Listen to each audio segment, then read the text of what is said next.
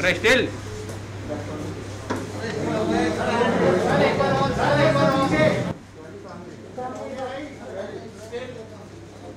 अरे स्टिल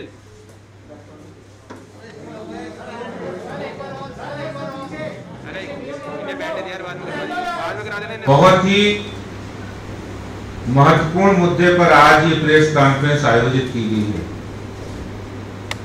और ये जब 14 अगस्त को माननीय उच्चतम न्यायालय ने मॉनिटरिंग कमेटी के कई अतिक्रमण पूर्वक किए गए कामों का उन्होंने जो संज्ञान लिया और उस पर निर्णय लिया है, उसका भारतीय जनता पार्टी तहे दिल से स्वागत करती है, अभिनंदन करती है कि भारतीय जनता पार्टी जो शुरुआत से ही मॉनिटरिंग कमेटी के इंक्रोचमेंट के मुद्दे पर जो उनके अधिकारों का इंक्रोचमेंट वो कर रही थी, उसके बारे में वो समय समय पर उनका विरोध भी करते रहे हैं। और जैसा हमारे पूर्व प्रदेश अध्यक्ष मनोज तिवारी जी ने बताया कि उन्होंने लगातार इस मुद्दे को उठाया है और जब वो 2018 में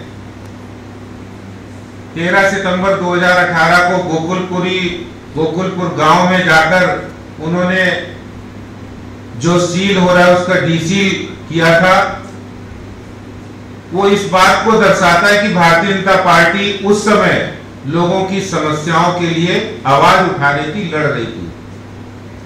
और ऐसे समय में जब दिल्ली सरकार का एक अच्छा रोल होना चाहिए था, वो उसमें नकारात्मक राजनीति कर रहे थे, कोई सकारात्मक रूप से वो काम नहीं कर रहे थे। मैं ये भी बताना चाहता हूं कि उस समय मैं जब महापौर था, उस समय कई ऐसे समय आए जब त्रिनगर जैसा इलाका जहां मॉनिटरिंग कमेटी ने बिल्कुल तानाशाही पूर्वक काम किया था और उसका हमने विरोध किया था और निगम की ओर से वो कार्रवाई को हमने रुकवाया था और ये तीनों निगमों में हमने समय समय पर किया था। भारतीय जनता पार्टी इस मुद्दे पर जो मॉनिटरिंग कमेटी का जो काम था कि उनका काम रेजिडेंशियल में कॉमर्शियल बनाया, उसका मिसयूज का जांच करना, या कोई गवर्नमेंट लैंड हो उसका इंक्रोचमेंट हुआ तो उस पे आप बात करें। लेकिन हैरानी इस बात की हुई कि गवर्नमेंट लैंड पर इंक्रोचमेंट पर उनके मुंह बंद रहे थे, वो उन्होंने कोई कार्रवाई नहीं की। इसीलिए हमारे जो पूर्व प्रदेश अध्यक्ष मनोज जी ने उस मुद्दे को बड़ी प्रमुखता के साथ उठाया था और भारतीय जनता पार्टी के हमारे तीनों निगमों के मेयर उन्होंने भी इस मुद्दे को उठाया था। आज ये निर्णय आया है, देर से सही, लेकिन ये भारतीय जनता पार्टी की एक बहुत बड़ी जीत है जिसको माननीय उच्चतम न्यायालय ने स्वीकार किया है। लोगों के हित में ये निर्णय आया है, इसका हम स्वागत करते हैं। और इसके साथ ही साथ हम ये भी कहना चाहते हैं कि इसमें लगभग 10,000 प्रॉपर्टी को लाभ मिलेगा, जिसमें से 6,000 प्रॉपर्टी जो रेजिडेंशियल थी और जिनको मॉनिटरिंग कमेटी ने अपने अधिकारों का दुरुपयोग करके सील किया था, उसको डी सील करने की प्रक्रिया तीनों निगम बहुत जल्दी प्रारंभ करेंगे। मैंने तीनों निगमों के हमारे महापौर उनसे बात की है और इसके साथ अधिकारियों के साथ बैठकर मैं ये कहना चाहता हूं कि बैठकर प्रॉपर वे में हेल्प डेस्क बनाए जाए और हेल्प डेस्क बनाकर जितनी भी डीसील की प्रक्रिया है उसको अच्छी तरीके से ओपन किया जाए और जल्दी जिन लोगों के दुकानें, मकान, जो लोग परेशान हैं, जिनके सील हुए थे, वो डीसीलिंग के प्रोसेस में आकर उनको उसका लाभ मिलेगा। और ये बात सही है कि जब भारतीय जनता पार्टी ने आवाज उठाई थी उस समय माननीय न्यायालय के सामने मनोज तिवारी जी को पेश होना पड़ा था और उन्होंने बड़ी बेबाकी से जनता के हितों की बात वहां कही थी और ये बात किसी से छिपी नहीं है। उस समय केजरीवाल सरकार वो राजनीति कर रही थी, वो ये चाह रहे थे कि इस मुद्दे को हम भारतीय जनता पार्टी के विरोध के रूप में लोगों के बीच जाकर बताएं। लेकिन आज ये बात स्पष्ट हो गई है माननीय उच्चतम न्यायालय के फैसले से कि भारतीय जनता पार्टी दिल्ली की जनता के हितों की वास्तविक लड़ाई है, वो हमेशा लड़ती रहेगी और जैसे अभी जीत मिलेगी ऐसे आगे भी हम हितों की, दिल्ली की जनता के हितों की लड़ाई को लड़ते रहेंगे। अध्यक्ष जी बहुत बहुत धन्यवाद आपको। आपने एक ऐसे विषय पे आज दिल्ली की विद्वान मीडिया के समक्ष जानकारी रखी है जो इस दिल्ली के लिए पिछले लगभग 10-12 वर्षों से सबसे बड़ा नासूर बना हुआ है। इस दिल्ली के जिस गली में जाइए, सीलिंग के मनमानी से हो रहे दर्द से दिल्ली की जनता त्रस्त रही और आज 14 अगस्त को जब ये माननीय सुप्रीम कोर्ट का ऑर्डर आया है, जो अभी शुरू में हमने और अध्यक्ष जी ने आपको इसको दिखाया है, ये पूरी कॉपी है। ये सामान्य बात नहीं है साथियों। हमारे तीनों महापौर बैठे हैं, अशोक जी ने सबका इंट्रोडक्शन कराया, लेकिन हम सब के रूप में पूरी भारतीय जनता पार्टी का हर वो कार्यकर्ता इस वक्तव्य में शामिल है जो सीलिंग के खिलाफ सच में लड़ा, जो सीलिंग के खिलाफ रास्ता निकालने की कोशिश किया। एक समय तो मुझे ऐसा डराया जाता था जैसे लगता था मेरा राजनीतिक कैरियर समाप्त हो चुका है और मेरे लिए भी बड़ा विपरीत परिस्थिति थी, क्योंकि भारतीय जनता पार्टी हमेशा न्याय संगत रूप से आगे बढ़ने में विश्वास करती है। जब ये निर्णय आ गया है तो जैसा हमारे माननीय अध्यक्ष जी ने कहा है, बिल्कुल अब मॉनिटरिंग कमेटी का दिल्ली में कोई औचित्य नहीं है। तब जबकि एसटीएफ काम कर रही है और वो भी माननीय सुप्रीम कोर्ट के विचार विमर्श के बाद ही काम कर रही है, जिसके हेड हमारे डीडीए के बीच थी। लेकिन मैं आज 2-3 बातें इसलिए दिल्ली को याद दिलाना चाहता हूं कि जब कोई सरकार चुनी जाए तो उसको लोगों की समस्याएं दूर करने के लिए कोशिश करनी चाहिए, न कि उसको और उलझा के उसको जनता को परेशान करना चाहिए, जो अरविंद केजरीवाल की सरकार ने किया। हम कभी नहीं भूल सकते वो पोस्टर जो सड़कों पे लगाए गए थे, जिसमें कोई व्यक्ति एक पुलिस के पैर में गिरा हुआ था और पोस्टर लगाने वाला कौन था? आम आदमी पार्टी। विधिवत उस पर लिखा गया है। वो जानते हैं पुलिस एग्जीक्यूटिव बॉडी है, वो जानते हैं एमसीडी एग्जीक्यूटिंग बॉडी है। मॉनिटरिंग कमेटी ने जो भी उस समय आदेश दिया उसको एग्जीक्यूट करने का काम एमसीडी का था और सहायता के लिए पुलिस को आना था, उसके पास कोई ऑप्शन नहीं था। लेकिन उन्होंने पोस्टर निकाल के बीजेपी को बदनाम करने की कोशिश की। यहां तक कि कांग्रेस के जो भी नेता थे उनका भी आता था, अध्यादेश लाओ, अध्यादेश लाओ। क्या ये 6000 से ज्यादा जो रेसिडेंशियल सील हुए थे उसको हटाने के लिए अध्यादेश के बाद ये निर्णय आया है? मैं पूछना चाहता हूं अरविंद केजरीवाल से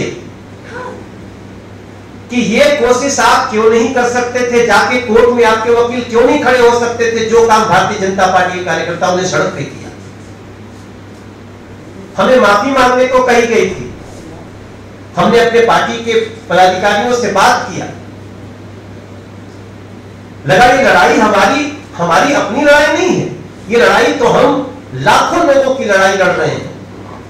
क्योंकि हमारा जब आज ये निर्णय आया है तो हमारे अध्यक्ष जी जैसा आपको इंगित कर रहे थे, इसमें स्पष्ट रूप से लिखा गया है, after that this court directed that the monitoring committee should also look into the matter of encroachment on the public land and unauthorized colonies that have come up on the public land and were wholly unauthorized without sanction। आपको उसकी बात करनी थी जो सरकारी जमीन पे कोई बड़े निर्माण हो गए, जिसका हमने संसद में भी सवाल उठाया है। संसद ने भी आज डायरेक्ट किया है डिपार्टमेंट्स को, उसमें कई एग्जाम्पल्स में ओखला में जो बने हुए जमुना जी के छाती पे बने हुए 3-3 हजार 4-4 हजार घर हैं, लेकिन हमारे लाख कहने के बावजूद भी वहां पे मॉनिटरिंग कमेटी की नजर नहीं जाती थी। तब हमने कहा था कि monitoring committee pick and choose कर रही है, वो दिल्ली की जनता के साथ सरासर अन्याय कर रही है और ये किसी न किसी के इशारे पे हो रहा है। आज जैसे हमारे अध्यक्ष जी बोल रहे हैं, क्या कर रहे थे अरविंद केजरीवाल की सरकार? किस लिए आपकी सरकार होती है? किस लिए 70,000 करोड़ का बजट होता है? किस लिए आपका लीगल टीम होता है? इसलिए होता है कि आप जनता की समस्याओं को लड़ो। आप राजनीति करते थे, पोस्टर छापते थे और इसके बाद भी हम तमाम मीडिया के सवालों का भी वैसे ही विनम्रता से लेते थे और हम कहते थे नहीं, भारतीय जनता पार्टी इसकी लड़ाई लड़ रही है और इसको अंत समय तक, अंतिम लक्ष्य तक पहुंचाएगी। आपको वो दृश्य याद होगा साथियों, दिल्ली को वो दृश्य याद होगा जब हम कोर्ट में गए तो कोर्ट भारतीय जनता पार्टी के कार्यकर्ताओं से ऐसा भर गया था कि माननीय सुप्रीम कोर्ट के माननीय जजेस को हमारी एंट्री बैन करनी पड़ी। कभी हमारे तत्कालीन उस समय सांसद हमारे प्रवेश वर्मा जी को घुसने नहीं दिया गया, रमेश बिधूड़ी जी किसी तरह घुस पाए थे, तत्कालीन हमारे कई सांसदों को वहां जाने की परमिशन नहीं दी गई। वो हम समझ सकते थे कि दिल्ली का दर्द बहुत बड़ा है, भीड़ आती थी इसलिए रोका गया। लेकिन आज तो ये अरविंद केजरीवाल जी को या कांग्रेस के लोगों को ये जवाब देना पड़ेगा कि जो कोशिश भारतीय जनता पार्टी विपक्ष में रहकर दिल्ली में कर सकती थी, वो आप सत्ता में रहते हुए क्यों नहीं किए?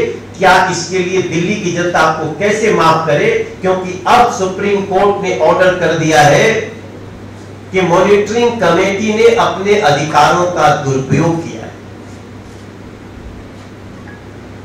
आप विचार करें, राजनीति में बहुत सारी चीजें राजनीतिक उठापटक के लिए होती हैं, ये राजनीतिक उद्देश्य से नहीं था। ये दिल्ली की जनता के आंसू भारतीय जनता पार्टी से नहीं देखे गए थे, इसलिए हमें लगा कोई बात नहीं, हम व्यक्ति नहीं थे, हम प्रदेश के अध्यक्ष थे उस समय और उस नाते पार्टी का निर्णय था कि नहीं, हम इसकी संपूर्ण लड़ाई लड़ेंगे। हमें कई उस समय हमको बहुत सारे ताने दिए गए, ये बड़ी बड़ी, अब क्या करें, हर जगह पढ़ने को मिल जाता, जो उनका वर्जन आता था वो अखबारों में भी आ जाता था।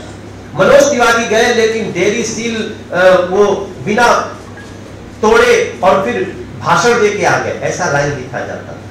हम उससे घबराते नहीं थे क्योंकि भारतीय जनता पार्टी घबराना सीखी नहीं है। इसलिए हम आज हमारे भारतीय जनता पार्टी के हर कार्यकर्ता के, हमारे माननीय अध्यक्ष जी के चेहरे पे, हमारे मेयर्स के चेहरे पे खुशी है क्योंकि अब ये डी-सेलिंग ड्राइव शुरू करने जा रहे हैं। अब उन हजारों लोगों को, आप जो उनको दर्द हुआ था, हमने कई लोगों को, चूंकि ग्राउंड पे तो सामने जो भी एग्जीक्यूटिव बॉडी आती थी उनके पैरों में गिरते देखा हमने, रोते देखा हमने। तब मेरा विश्वास, वो पंडित दीनदयाल उपाध्याय जी कहते थे ना कि आप कोशिश करते रहे, सत्य मन से विजय मिलती है। और आज भारतीय जनता पार्टी दिल्ली प्रदेश की ये बड़ी विजय है कि हमने सीलिंग की लड़ाई लड़ी, माननीय सुप्रीम कोर्ट को पिक एंड चूज की बातें बताई और माननीय सुप्रीम कोर्ट ने अपनी मॉनिटरिंग कमेटी के लोगों को ही आज सीधे सीधे उनको अनुचित एक्शन ठहरा दिया उनका। तो इस बात को आप सबके समक्ष रखते हुए हमारा दो ही प्रश्न है कि जो और अनुचित कार्य मॉनिटरिंग कमेटी ने किया है उसके ऊपर कैसे हम आगे बढ़े। पहला अनुचित कार्य तो उन्होंने रेसिडेंशियल में जाकर के अनाधिकार लोगों को परेशान किया, आंसू दिए, बच्चे रोए, कई लोगों का तो इसमें मृत्यु हो गया, उनके हार्ट अटैक्स हुए ऐसे एक्शन के दौरान। उसका क्या होगा? दूसरा बहुत इंपॉर्टेंट है, आज माननीय सुप्रीम कोर्ट के समक्ष में दोनों हाथ जोड़ करके अपने अध्यक्ष जी की उपस्थिति में बोलना चाहता हूं। मॉनिटरिंग कमेटी ने बहुत ही अन्यायपूर्ण कदम उठाया कि आपका घर या दुकान या जो भी सील हुआ तो आपको अपनी बात कहने के लिए, न्याय के लिए 1 लाख रुपया जमा करना पड़ेगा। इस देश में नरेंद्र मोदी जी की सरकार व्यवस्था करती है कि आप 10 रुपए का टिकट लगा के सारी जानकारी ले लीजिए और आप न्याय के लिए 1 लाख रुपए जमा करने की बात करते हैं। जिनका पूरा अगर दंड बनता भी है तो 20,000 रुपए का बनता है, उनसे आप 1 लाख रुपए की डिमांड करते हैं। इसका स्पष्ट मतलब है कि मॉनिटरिंग कमेटी का विचार वो सबके लिए समान नहीं है। इसका स्पष्ट उद्देश्य है कि मॉनिटरिंग कमेटी किसी न किसी के दबाव में काम कर रही थी, क्योंकि उसके ठीक बाद चुनाव होने वाले थे। इसलिए आज हम ये मांग करते हैं कि जो 1 लाख रुपए जमा कराए हैं, मेरी जानकारी, मैं चाहूंगा अपने तीनों मेयर्स उसको जरा देख लेंगे, मेरी जानकारी में है कि लगभग 50,000 लोग 1-1 लाख रुपया जमा किए हैं और उनकी सुनवाई नहीं है। इस कोरोना संकट में आप सोचिए, जिस 5-500, 10-10, 100, 5-5 हजार रुपए की जो इस समय लाले पड़े हैं कोरोना संकट में, आप एक परिवार का लाख रुपए लेके आए, उसको तुरंत वापस करें और बिना किसी शुल्क के उनकी न्यायपूर्ण सुनवाई करें। माननीय सुप्रीम कोर्ट इसमें दखल दे और वर्तमान जो माननीय सुप्रीम कोर्ट की बनाई मॉनिटरिंग कमेटी के सदस्य हैं, वैसे वो बहुत बड़े हो चुके हैं, उनका जो उनकी एज पर भी बहुत सवाल उठते हैं, क्योंकि इस जीवन के इस अवसर पे 75 साल से ऊपर जाने के बाद थोड़ी सी इस पे सवाल देश का उठता है। इसलिए मैं बड़ी विनम्रता पूर्वक, या तो औचित्य नहीं जैसा अध्यक्ष जी ने कहा वही हटा दिया जाए, और नहीं तो इस पे जरूर विचार किया जाए, लेकिन जो तकलीफ हुई उसका क्या करेंगे और 1 लाख रुपए वापस करके वापस जो कमर्शियल है ये सारी समस्याओं का निदान करें। सर, ये जो डीसीलिंग जो हो गई, सुप्रीम कोर्ट का ऑर्डर आ गया, लेकिन क्या आपको ये लगता है जब ये सीलिंग हो रही थी और उस वक्त इलेक्शन का भी माहौल था और बीजेपी की जो सेंट्रल गवर्नमेंट की सरकार है उन्होंने कई सारी कॉलोनी, सैकड़ों कॉलोनियों को रेगुलराइज किया था, क्या ये आपके रेगुलराइज कॉलोनी के सिचुएशन को नेगेट करने के लिए ये डीसीलिंग कर रहा था, हो रहा था, या सीलिंग हो रही थी, या उससे पहले भी यही वजह थी? देखिए, ये सबको समझने वाली बात है कि जब मॉनिटरिंग कमेटी इतनी तेजी से काम कर रही थी और इलेक्शन आने वाला था, तो इससे हम बिल्कुल आसानी से समझ सकते हैं किसी न किसी राजनीतिक दबाव से वो लोग काम कर रहे थे, जिसको भारतीय जनता पार्टी ने जिसका विरोध किया। हमारे उस समय अध्यक्ष, पूर्व प्रदेश अध्यक्ष मनोज तिवारी जी जो हमारे साथ हैं, उन्होंने इस बात का विरोध किया, और ये विरोध इसलिए किया कि भाई दिल्ली की जनता को आप बिना मतलब में आप परेशान कर रहे हैं, लोगों के आप घरों में सीलिंग कर रहे हैं, जबकि उनको ये अधिकार ही नहीं था। उनको जो काम दिया गया था उस काम में वो अधिकारों का अतिक्रमण कर रहे थे और मनमाने तरीके से काम कर रहे थे। देखिए, मॉनिटरिंग कमेटी को सुप्रीम कोर्ट ने जो काम सौंपा था कि आप गवर्नमेंट लैंड पे जो इंक्रोचमेंट है उसको आप देखिए, मिसयूज को देखिए जो रेजिडेंशियल में कॉमर्शियल है, लेकिन वो अपने काम से बाहर जा रहे थे, अपने दायरे से बाहर जा रहे थे। भारतीय जनता पार्टी ने इसका विरोध किया। हमारे प्रदेश अध्यक्ष उस समय मनोज तिवारी जी उस समय जाकर लोगों की सील तोड़ी है, और ये जनता को हम लोगों ने पूरी लड़ाई में हम साथ रहे, और उस समय आम आदमी पार्टी और दिल्ली के मुख्यमंत्री राजनीति कर रहे थे। वो राजनीति ये कर रहे थे, वो ये दिखाने की कोशिश कर रहे थे कि भारतीय जनता पार्टी करा रही है, लेकिन आज ये बिल्कुल साबित हो गया है माननीय उच्चतम न्यायालय के निर्णय से कि ये मॉनिटरिंग कमेटी ने बहुत बड़ी गलती की थी। उन्होंने अपने अधिकारों में अतिक्रमण किया है, और इसको उन्होंने निर्देश दिया कि जितने भी सील हुए हैं उनको तुरंत 3 दिन के अंदर निगम डीसील की प्रोसेस में ले आए। डू यू थिंक दैट इसका जो खामियाजा लोगों को हुआ या घर जो रेसिडेंशियल प्रॉपर्टी में हुआ या कमर्शियल प्रॉपर्टी में हुआ, उसके मुआवजे के लिए भी आप लोग आगे बढ़ेंगे? और दूसरी बात, क्या वो आप लोग अपनी मैसेज कन्वे नहीं कर पाए थे उस वक्त, जो कि आपको विधानसभा में थोड़ा नुकसान हुआ सीटों का? नहीं, मैसेज ऐसा है, भारतीय जनता पार्टी ने अभी जो हमने मांग की है कि मॉनिटरिंग कमेटी का आज की डेट में कोई औचित्य ही नहीं है, उसको बिल्कुल औचित्य नहीं है मॉनिटरिंग कमेटी का। और ख़ास तौर से ऐसे मॉनिटरिंग कमेटी के जो मेंबर्स हैं जिनकी एज के बारे में भी बताया कि जो काम करने के तरीके पे भी उनके सवाल उठे हैं, कई सवाल उठे हैं।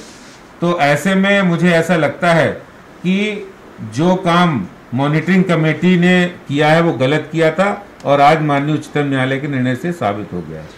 मनोज जी, ये एक छोटा सा सवाल है, जो सक्सेस मिला है, क्या ये आपको लग रहा है कि ये पहले मिल जाता तो आपकी पार्टी को और आपके जो दिल्ली में जो विधानसभा के चुनाव है उससे फ़ायदा हो सकता था, लेकिन फाइनली ये जो डिसीजन है it is in your favour? नहीं, ये तो निश्चित है कि ऐसे कार्यों से जनता में गलत छवि जाती है, तो उसका तो हमें कुछ नुकसान उठाना पड़ा, लेकिन हमारा उद्देश्य है कि जनता का भला हो, वो जैसे भी। जैन साहब, ये जो बहुत इम्पोर्टेंट डिसीजन सुप्रीम कोर्ट का आया है, आप लोग इस पे आपके पूर्व अध्यक्ष मनोज तिवारी जिस पे लड़ भी रहे थे और आपके फेवर में भी आए, आपकी बात सुनी गई, सबसे बड़ी बात है राहत मिला है, उसको कब तक उनका डीसीलिंग पूरा प्रोसेस होगा और क्या आप उसके लिए व्यवस्था बना रहे हैं? कंपनसेशन यदि के लिए भी आप आगे सुप्रीम कोर्ट से गुहार लगाएंगे? हम तो शुरू से कहते आ रहे थे कि दिल्ली के अंदर ये जो मॉनिटरिंग कमेटी है, ये अपने अधिकार क्षेत्र से बढ़कर के बात कर रही है। मॉनिटरिंग कमेटी का सुप्रीम कोर्ट ने कहा था, बिल्कुल स्पष्ट लिखा कि जहाँ पर रेजिडेंशियल एरिया में कॉमर्शियल काम हो रहा हो, जहाँ पर सरकारी लैंड में कब्जा हो रहा हो, सरकारी गवर्नमेंट लैंड पर काम हो रहा हो, उसको आप सील करवाएं, उसके ऊपर कार्रवाई करें, ना कि आप क्या कहते हैं जो घरेलू जो रेजिडेंशियल प्रॉपर्टी थी उसके अंदर जो इन लोगों ने अपने आप जो कार्रवाई की है, वो कार्रवाई को सुप्रीम कोर्ट ने निरस्त कर दिया। क्या मुआवजा के लिए आप फिर से सुप्रीम कोर्ट में गुहार लगाएंगे, या जो लोग का नुकसान हुआ है, जिनका घर बंद हुआ, जिनका रोजगार बंद हुआ, उनको क्या आप मुआवजा, क्या एमसीडी कुछ हेल्प करेगी? ये निर्णय सिर्फ जो रेजिडेंशियल प्रॉपर्टीज में का जो गलत ढंग से सील कर दी गई है उनके लिए है, और उसके अंदर हम उसको हम नहीं, मुआवजा उनके लिए कोई हेल्प करेगी? नहीं, हेल्प अभी सिर्फ उनको डीसील करने की है, इससे आगे की कार्रवाई के बारे में अभी कोई जानकारी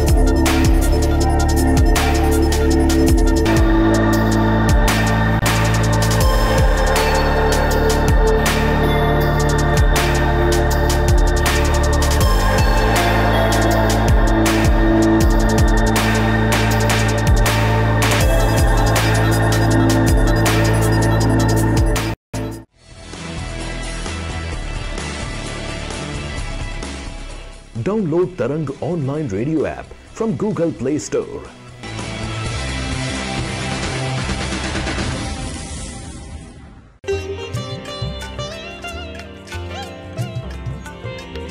You are listening to Tarang Devotional Online Radio.